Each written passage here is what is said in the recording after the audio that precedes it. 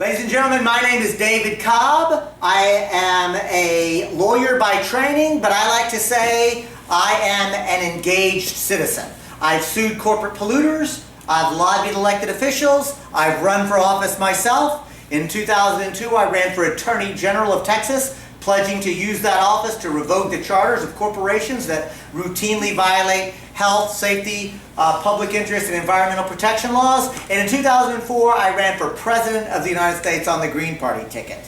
And I've been arrested for nonviolent civil disobedience. I like to say, I believe we have to use every tool available to create the systemic transformational change that we so desperately need, so richly deserve. Because this is a moment of genuine crisis.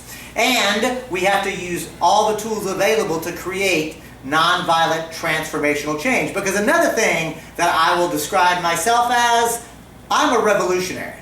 Now, I'm a nonviolent revolutionary, but I am a revolutionary. I think that we have to embrace the need to transform the society.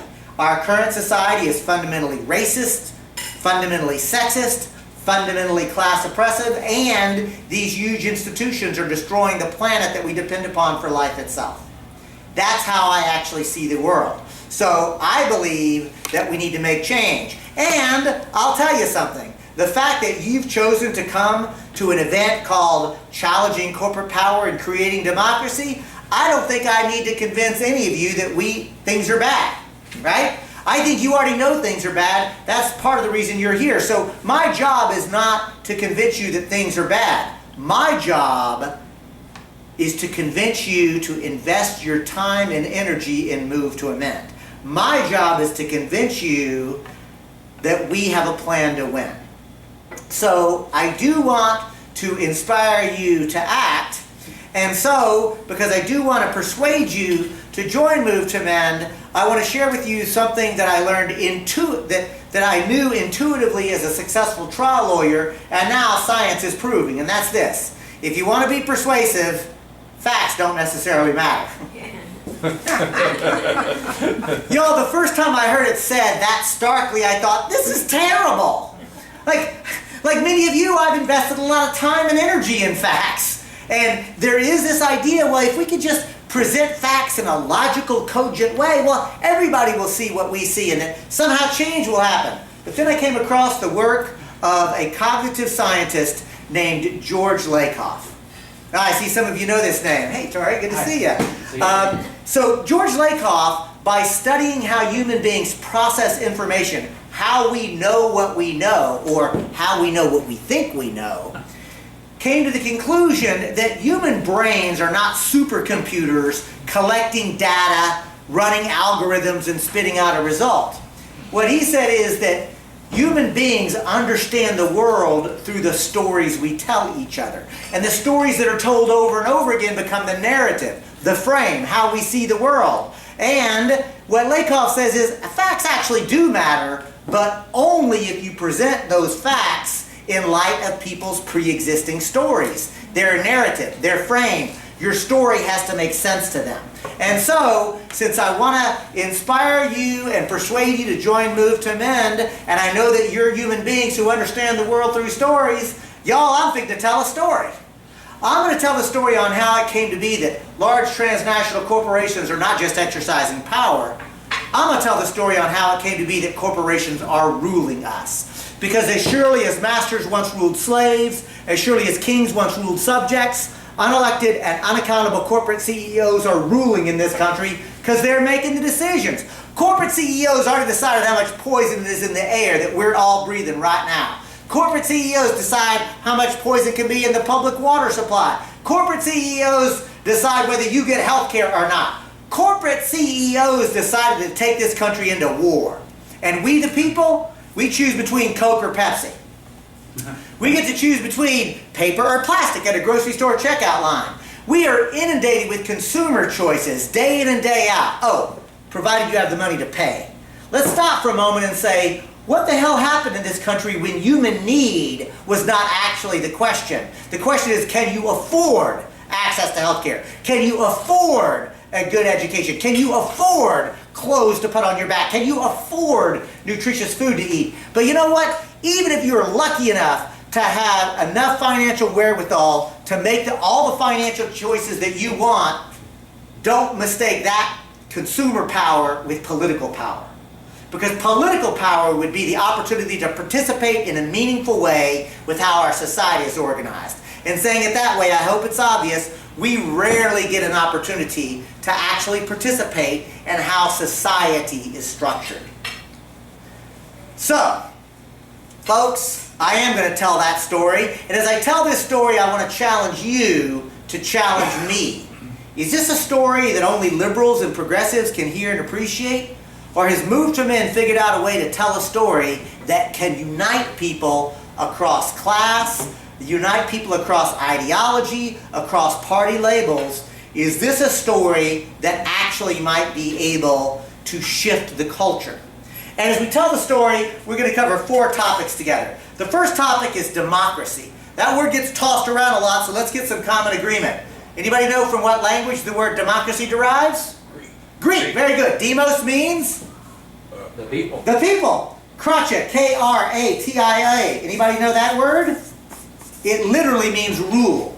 So literally the word democracy means the people rule. Pop quiz, y'all. How many of you believe we the people are ruling in the United States?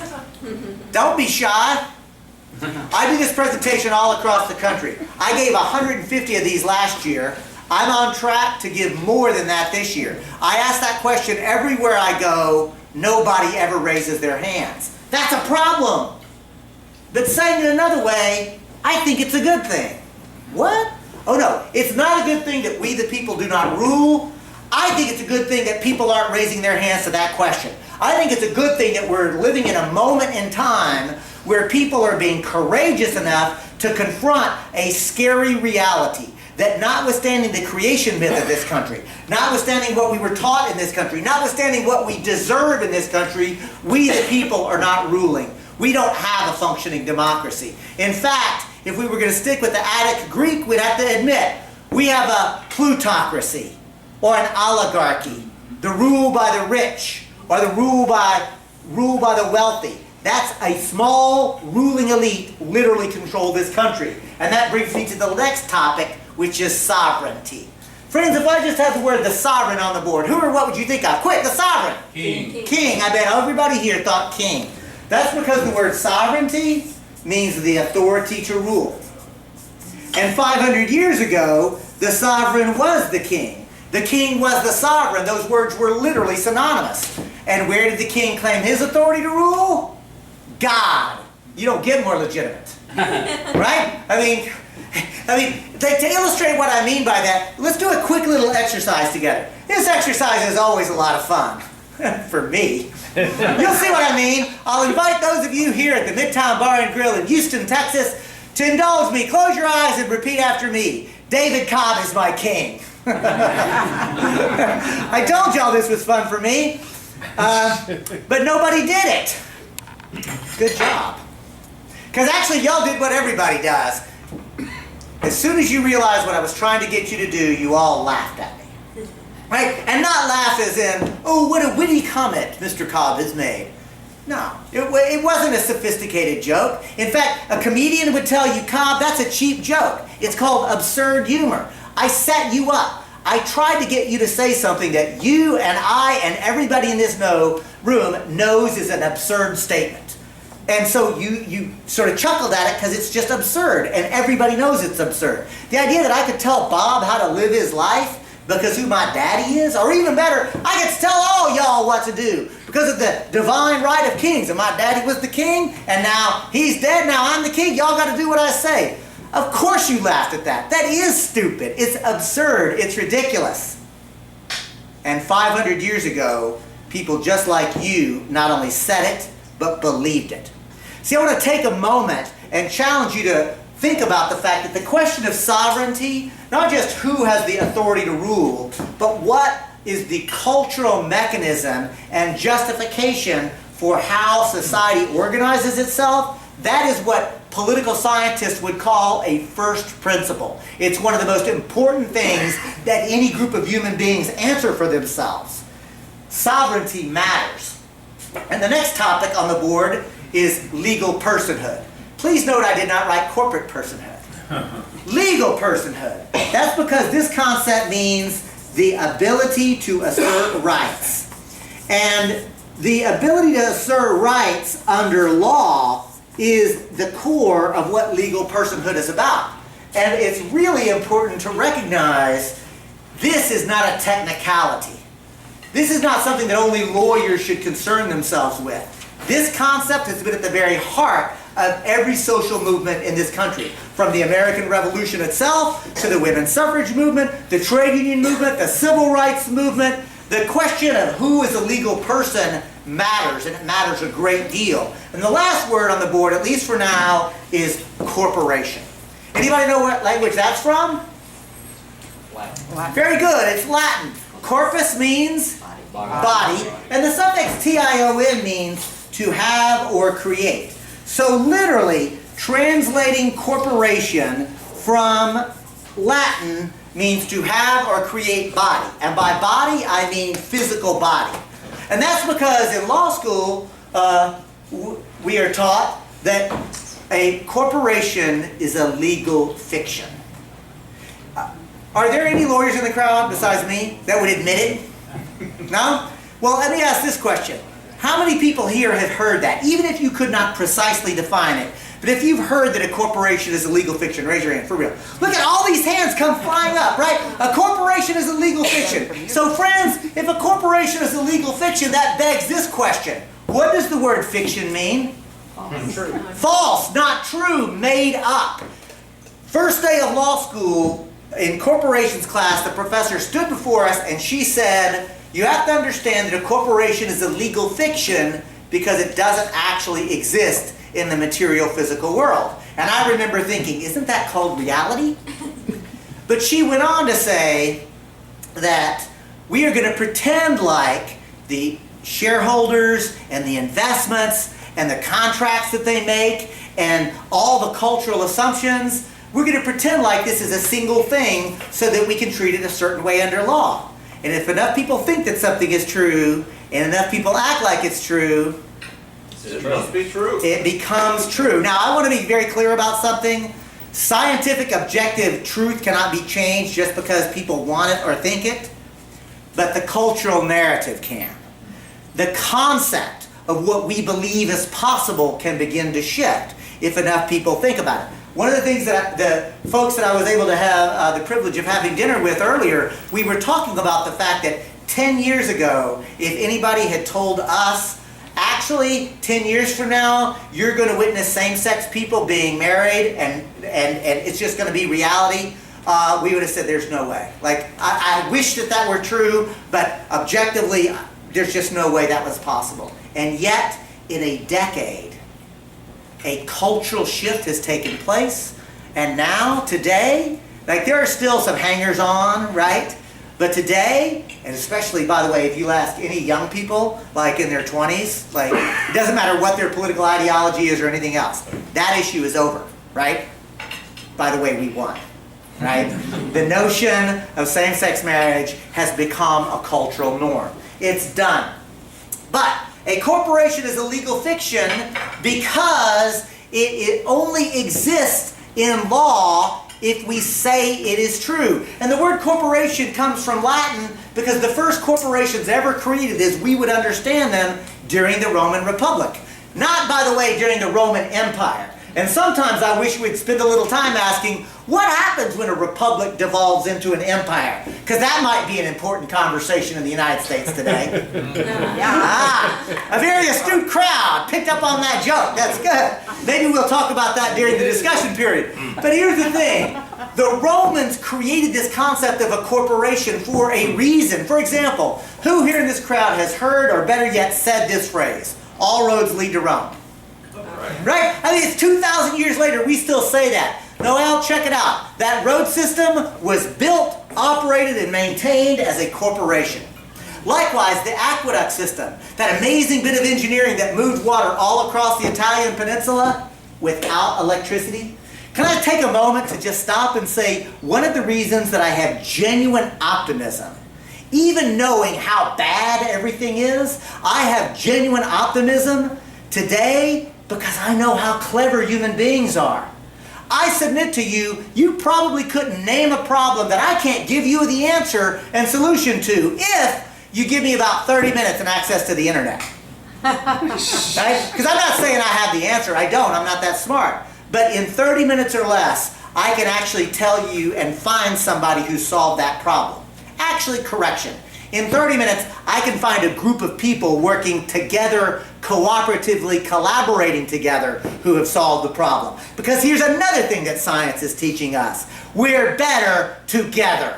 I'm going to say that again because it goes against what this society tries to tell us day in and day out. What corporate America tries to tell us day in and day out. What the wealthy elite wants to believe. It's a lie. The reality is we are better together. In fact, science is proving it. One thing that they're proving is actually Homo sapiens would not have survived and evolved if we had not been cooperators. That's pretty much now standard understood that as Homo sapiens we would not have been able to survive if we had not cooperated with one another in our small groups. But I'll go you even better. You know what neuroscience is proving? That for 99% of us, if we cooperate, and even better, if we perceive somebody in distress and we help them, we get a dopamine shot of pleasure. It feels good. It literally feels good to help people. For 99% of us, that's how we do. There's a problem with 1%. In fact, under science, there's a word for it. They're called sociopaths. Reptiles. Corporations. I heard 5%. The oligarchy. But here's, all of those things are pretty much true. We'll have to get back with Christian about the reptiles. But what I would say is this. What's interesting is in the social sciences, they actually say sociopath, don't make a mistake, they're not sadists. It's not that they get pleasure out of causing people harm or abuse. It's that for some reason, some small percentage of every human population seems to be missing the empathy gene. For some reason, they just don't care, right? So it's not that they want to cause you harm, but if causing you harm or letting you stay in harm will somehow benefit them, then they'll do it. And they won't blink an eye. They won't lose any sleep over it. And honestly, that's a mental illness. Right? I mean, I actually genuinely, on my best days, I can feel sorry for such a person. Because how sad it is that they don't actually know the joy of being involved in genuine community with other people and the feeling of not just helping somebody, but I'll go you even better. You know what else feels good? Being willing to be vulnerable enough to recognize that you need help and letting somebody help you. That actually feels good too. Right? I mean, I think that that's some of the best part of what it is to be a human. But remember I went down this rabbit trail because of the aqueduct system? Well, check it out. That Roman aqueduct was built, operated, and maintained as a corporation. Likewise, the first universities, the first hospitals. Can you guess? Corporation. Pop quiz, y'all. What is a road system? A water system? A university? A hospital? What do they have in common? Who or what do they serve? Serve the people. They serve the people, the public. Everything I just described literally is a public service created in order to serve the public. Here's the thing. The concept of the corporation was a legal mechanism to facilitate private resources being assembled and put to use to serve some public good. Corporations are not bad. Corporations are not good. They are legal mechanisms. To get into an argument about corporations bad or good is foolish. They're just tools, nothing more, nothing less. It's a bit like getting into an argument about a hammer. Right? To illustrate what I mean, Leslie, can I use you as an example? So Leslie and I are friends. We know each other. Leslie, I want you to imagine for a moment that you are a houseless person. You don't have a place to live. But luckily for you, standing before you, skilled craftsperson, hammer in my hand, I'm building a house. And you're going to live in this house, Leslie, and I'm good at this. It's going to be a fine house, well constructed, keep the spring rains off of you. Is this a good hammer right now? Yeah, she likes it. Okay, now, standing before you, same scenario. I have a hammer in my hand, only now my intention is to bash your skull in. Is that a good hammer? It's a trick question!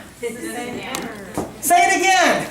It's the same hammer. The hammer is not inherently good. The hammer is not inherently bad. I challenge you to recognize this. The corporation as a concept is not inherently good, nor is it inherently bad. It is a tool. It is arguably one of the most powerful tools that humans have created as a concept to facilitate mass projects being happen and to get a lot of people to do things. It's a very powerful tool, but it's not either good or bad. Move to Amend is not a campaign against corporations at all. However, we understand that corporations are just tools. And to continue my story, and to make sure that it's an American story, because remember, this is a story, right? To tell this story, we want to get now to the concept of the creation of the corporation as a transnational entity. Because that's like the Roman times, but the modern transnational corporation doesn't operate under this idea of just facilitating public good, right? That's because the modern transnational corporation actually comes out of the 13th and 14th century of Europe. You know, the age of discovery. I have to put discovery in my imaginary quotation marks, right? Because after all, what did the Europeans discover in the 13th and 14th century? Spices. Africa, Asia, later North and South America. Newsflash, there were people living there. They weren't lost. Nobody got discovered. So let's have the same courage to admit the truth. The 13th and 14th century of Europe wasn't the age of discovery at all. It was the age of rape and pillage and plunder and murder. See, it was empire. And that's what imperialism means. It means stealing people's things. It means like literally destroying their existing civilizations. And get this, the modern transnational corporation as a tool was created as a tool to facilitate empire. What do I mean by that? The East India Company. You've heard of it. Literally designed to militarily conquer the entire subcontinent of India. And not only that, but to destroy the existing civilization so that they could steal the resources and send them back to the shareholders of the East India Company as profit. It was a business model based on empire. And to continue this story, let's now ask this. How many colonies in the founding of the United States? 13. Everybody knows this. 13. 13! Say it like you mean it. There were 13 colonies. 13 colonies. And colonies, colonialism, empire, we might think about that a moment. But let's just now go to this. Of those 13 colonies, how many do you think were corporations? All of them. Nicely done! Every single one of them. Why? Because the king had to create each one. The word corporation means to have or create. The king created every one of those. And to illustrate what we mean, we'll do another little exercise. In this exercise, I'll be the king. Again. Again? Wait a minute, why do I get to be the king again? Answer?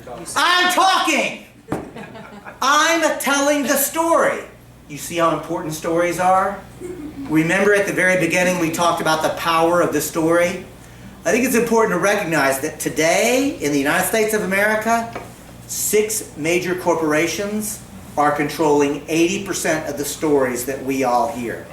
And I don't just mean news stories. I mean music. I mean art. I mean poetry.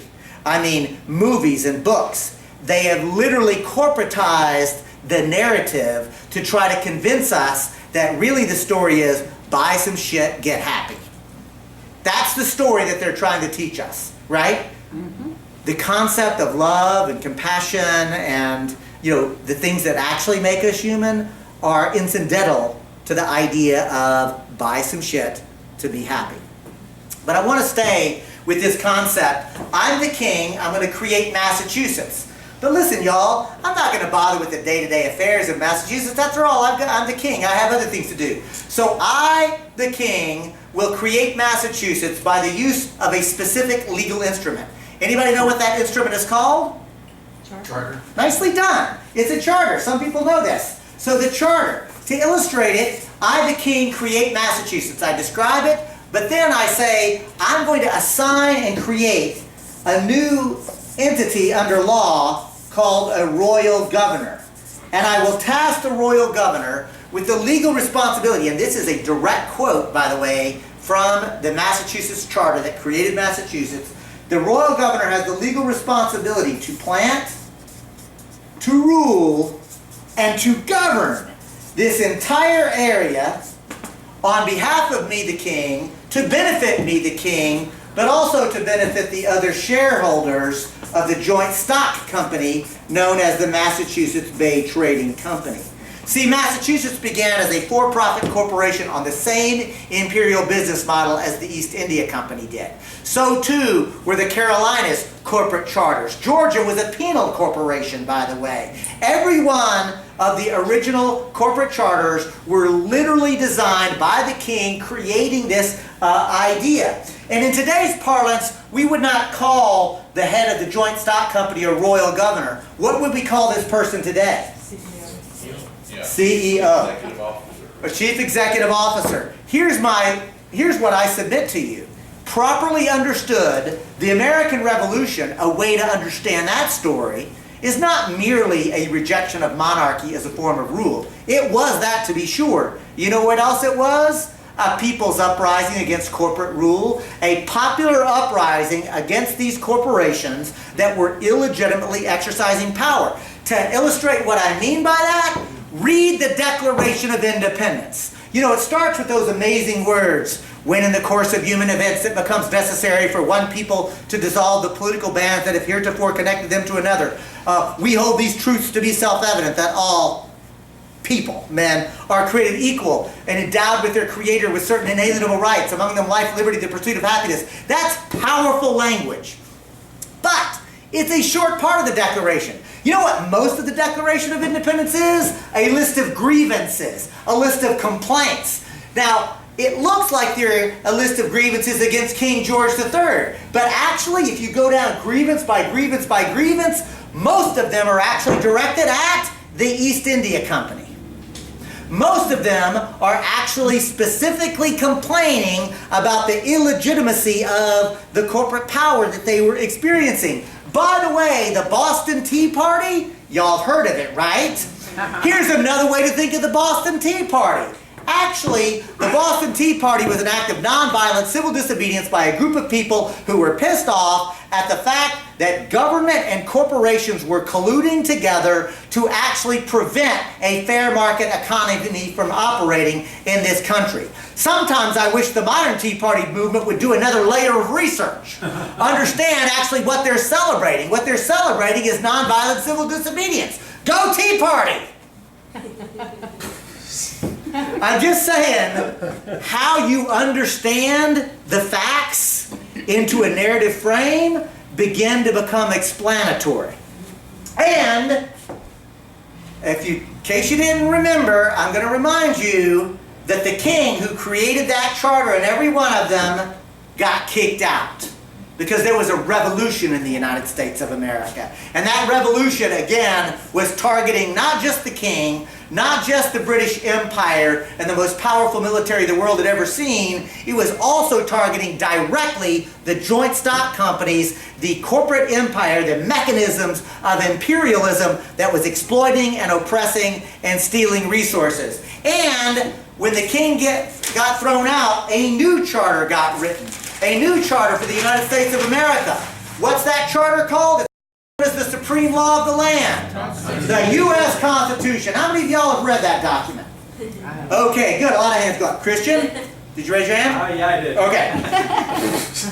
So the U.S. Constitution, when you read the Constitution in its entirety, you'll actually see two concepts. The first concept is the most important. In fact, it's so important it's the first three words. We the people. We the people. Those are hallowed words in this country, and they should be, because we the people come together to create the second concept, which is government itself. Saying it this way, we the people create government. Government is dependent upon we the people. I like how some of my friends say it, the people should never be afraid of the government. Actually, they say government should be afraid of the people. How many of y'all believe government is afraid of the people? Right, they are. Aha! Richard! Oh, yeah. So here's a follow-up question. Yeah, Don says, wait a minute, me too. For those of you who haven't got our inside joke yet, here's my follow-up question. If government is not afraid of us, why are they spying on us? They're afraid of us waking up. They are afraid of us waking up. They're afraid of us acting collectively. They are actually very afraid of us. In fact, it's pretty clear, and the social science data is very compelling on this. Ever since Dwight D. Eisenhower was president, there has been more surveillance on the people of the United States in every administration.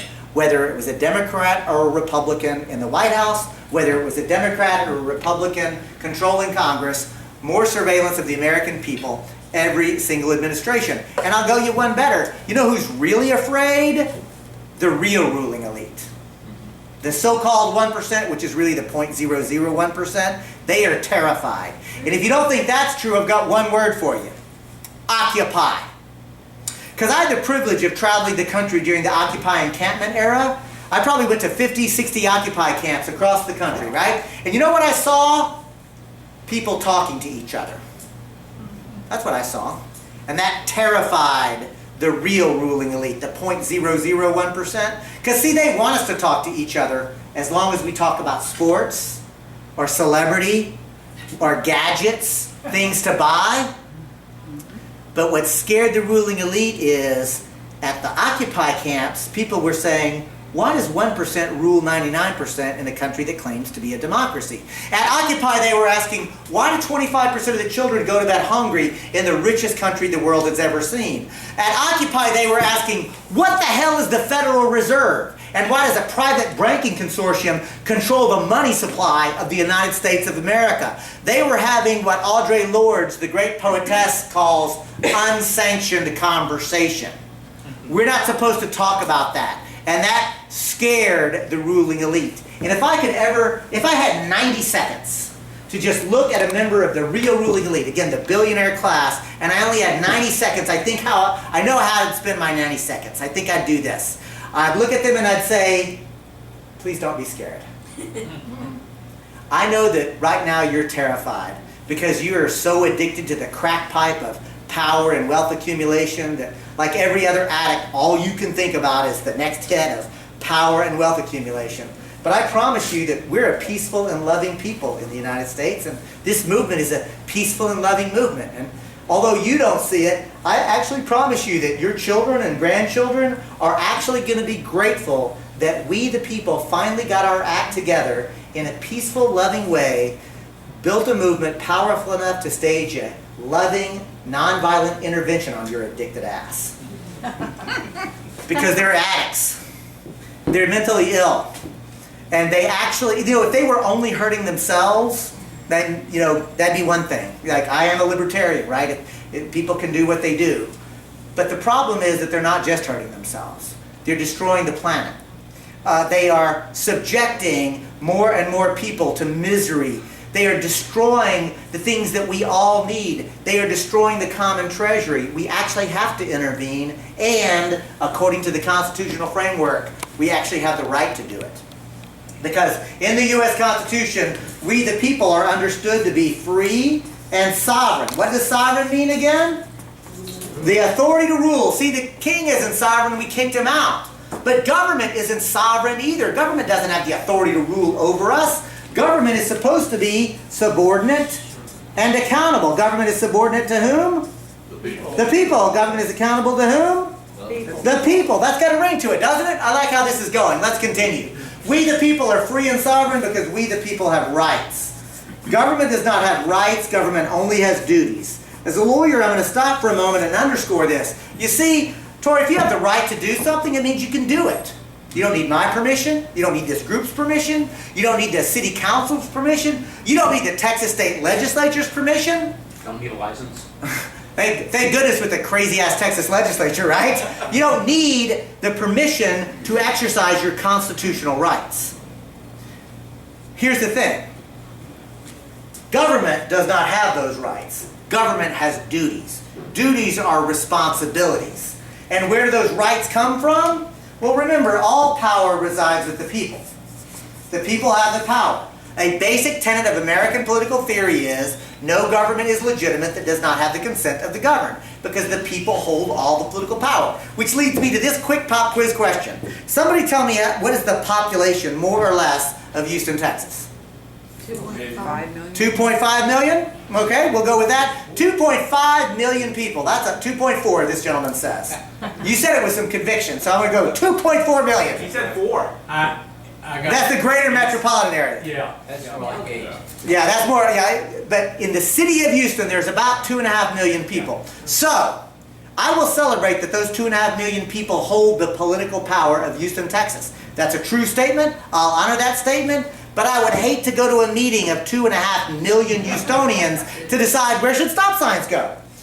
And I like political meetings. My God, Don, I am not going to that one. Because not only the street signs, but we have to figure out potholes, and we got to figure out wastewater, and we got to figure out all the things that we expect municipal government to do.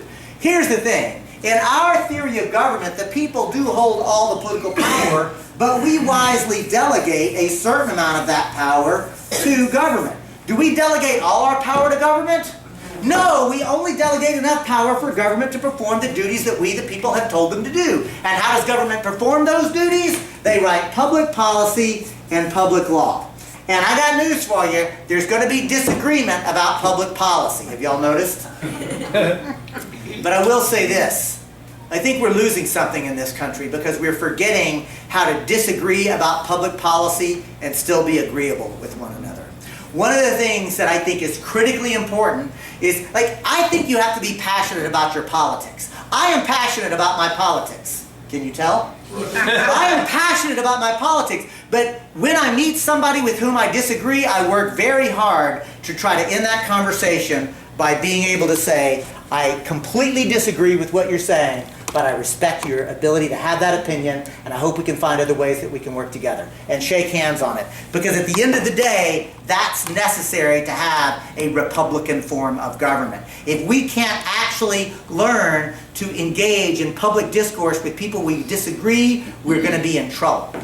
And I also want to remind you that one thing that no public law can ever do is to violate anybody's private rights. Remember, we covered this with Tory. Private constitutional rights are not subject to the political process.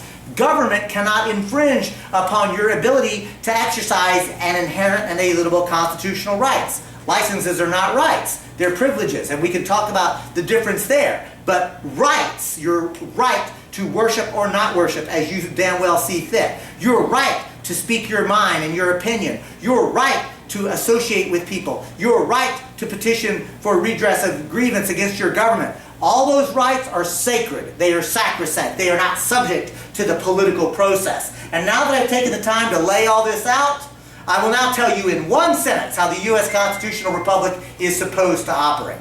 Now, it's a run-on sentence to be sure, but it's still just one sentence. Watch this. In the U.S. Constitution, we the people are free and sovereign because we hold all the political power. But we wisely delegate a certain amount of our power to government, which we will always hold to be subordinate and accountable, and we will charge that government with the duty to write public policies and laws. But the one thing that no public policy or public law can ever legitimately do is to violate the private rights of the free and sovereign people who live under our Constitution. Ta-da! Right? I mean, isn't that cool? I love this. Our individual rights will be protected, but we will create a public communitarian process where the majority will make the decisions. But the one thing that we will never allow the majority to do is to violate the rights of the minority. This is actually brilliant. This is beautiful. We should try that in this country. Disneyland. This would totally work. And I'm not joking. I do think this is beautiful. I think that this is brilliant. And I think we should give it a shot. Because before I go 1 second further, I want to ask, somebody tell me what year the U.S. Constitution gets ratified and becomes the supreme law of the land. 81. 1789 is the answer there. The 81 was the Articles of Confederation. Just to go through it, 81 are the Articles of Confederation, 87 is the Constitutional Convention, but I asked the ratification date. What's your name? 89. Sheila? Sheila was correct. It is 1789. The reason I think it's important to get this date down is because I have a follow-up question that's very important. Before I ask the question, let's remember legal personhood means the ability to assert rights. In 1789, who was a legal person under this document? What were their characteristics? White, Male? Landowners.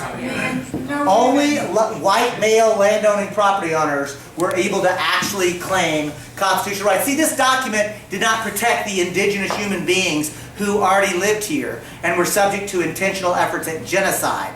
This document allowed it. Now, the problem is not in the concept as I've described it. The problem was that the founders did not believe that the indigenous people were people with rights. Likewise, the enslaved Africans who were brought at the barrel of a gun and forced to build this country with slave labor. This document didn't protect them. It codified their enslavement. They were not people with rights. This document did not protect women. They were not people with rights. Oh, and by the way, this document did not apply to most of the white men, because most of the white men were not people. They were indentured servants or second-class citizens. The whole concept of legal personhood has only happened when large groups of people organize and educate and change the cultural narrative to demand that they be recognized for their humanity. It matters. The cultural frame and the narrative matters a great deal. Anybody know what percentage of the adult human beings living in 1789 in the United States were actually legal persons? 5. 10%? 10% is, you're not sufficiently cynical, Tori, and I've never said that before. It's actually 5. Because this dude, like, he reminds me of the great political philosopher Lily Tomlin, who once famously said, no matter how cynical I get, it's hard to keep up. Right? Because these ruling elite, you know, that can't be true. You look it up, it's like, oh, damn. Right? All I'm getting at is, it took mass movements, broad, deep, conscious, educated mass movements to change the definition of a person. And now that I've taken the time to lay all this out, it might behoove us to ask, where should a corporation go? After all, the corporation is the most dominant institution on planet Earth. Before I write the word corporation on the board, though, pop quiz. Somebody tells me, what does it take to actually form a corporation in Texas? Answer, your articles of incorporation literally require nothing more than filing some paperwork with the Secretary of State. And as long as you filled out the form correctly and your $150 check clears, a clerk at the Secretary of State will rubber stamp it and issue you what? Charter of incorporation. Exactly, just like the charter we described before. And you know how long it lasts? Forever, indefinitely. You know what you can do with a corporate charter in Texas? Quote the Texas Corporation Code. Anything legally permissible. Apparently you can do illegal things if you have enough money. But the point is, we don't even think about this concept of the corporation today. But I'm trying to challenge you to think about this. And I'm also now going to take you back to 1789 and tell you what it once took to form a corporation. First, your application did not go to a trivial clerk. Your application actually went to the State House of Representatives, where they discussed it, debated it, voted on it, and you had to get a majority vote. But that's not enough, because after the majority vote of the State House, it goes to the State Senate, where they discuss it, debate it, vote on it. You got to get another majority vote. And that's still not enough, because after a majority vote of the State House, a majority vote of the State Senate, your paperwork goes to the governor, who reads it and has to be willing to sign it. Does that sound anything like a corporate charter today? No. What does that sound like? Go ahead, Don. Oh, I'm sorry, I was going for the joke. I said you have to buy too many votes that way. You have to buy too many votes. But here's the thing. What I've just described is legislation. Here's what I'm asking you to consider, is that the idea of a corporate charter in 1789, and this was true for over 150 years in every state in the United States of America, was the functional equivalent of law. It actually took a political decision of the legislative process. Oh, and by the way, as you made your application, you had to prove that there was some public need that was not being met by ordinary business. And if you were granted the privilege, not the right, the privilege of limited liability, if you were granted that privilege, all you could do was the specific type of business that you had applied to do. If you did any other type of business, guess what happened to your corporate charter? Revoked. That's right. Corporate charters were routinely revoked for going ultra vires. In Latin, it means beyond the authority, because the founders understood that they were authorizing corporations to exist. Oh, and by the way, You know how long the corporate charter lasted? 5 years, 10 years. The longest corporate charter was 20 years, the lifespan of a merchant. And at the end of that time period, the limited liability corporate charter just evaporated. Now the business could continue, but the concept of limited liability was restricted. And get this, even if you were operating under that narrow time period, even if you were doing the specific thing that you had been granted your corporate charter to do, if you ever did anything to violate the public trust, guess what happened to your corporate charter? Revoked. Corporate charters were routinely revoked for acting outside the public interest. Pop quiz. Somebody name a single one of the Fortune 500 corporations that could even operate under the political restrictions that the founders put on them. I'll wait. None! There's not a single one. Now I want to be clear. There are hundreds of thousands, probably millions of corporations that would continue to operate. But these big mega transnational corporations, the founders would not have allowed them. In fact, the founders fought a war against that concept. And I want to be clear about something. I'm not saying that 1789 was the land of milk and honey. Remember, we already covered this, but I'm going to say it again.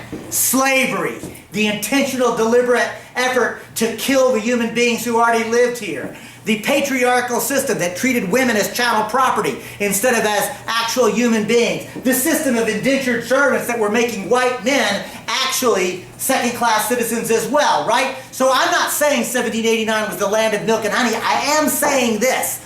The one thing that the founders did get right was the understanding that limited liability corporate charters, known as tools, should be politically controlled, and limited liability should only be used if it was serving some public interest, right? So now that we know that it takes an action of state government to create the corporate charter, we understand that the corporate charter can be used to hold the corporation subordinate and accountable, we understand that the corporate charter describes the duties of what a corporation can or cannot do, and we understand that the corporate charter should only exist if it's serving the public interest, or at least not harming the public. Isn't it as obvious that a corporation should go here as it was for hundreds of years in this country? And now, my friends, I thank you for your patience, because here comes the punchline. When the U.S. Supreme Court comes waltzing in an act of supreme judicial activism, by the way, says, notwithstanding law, notwithstanding prior court decisions in stare decisis, notwithstanding the founders' original intent, notwithstanding common damn sense, 5 of us are going to tell 300 million Americans from now on, you have to treat a corporation not as if it's an artificial entity created under the political process that is subordinate and accountable with duties and responsibilities. Oh no, you have to treat this corporation as if it's a person with rights, and that perverts the whole thing. See, corporate personhood is shorthand for the illegitimate, made-up idea that we are supposed to treat corporations as if they're persons with constitutional rights.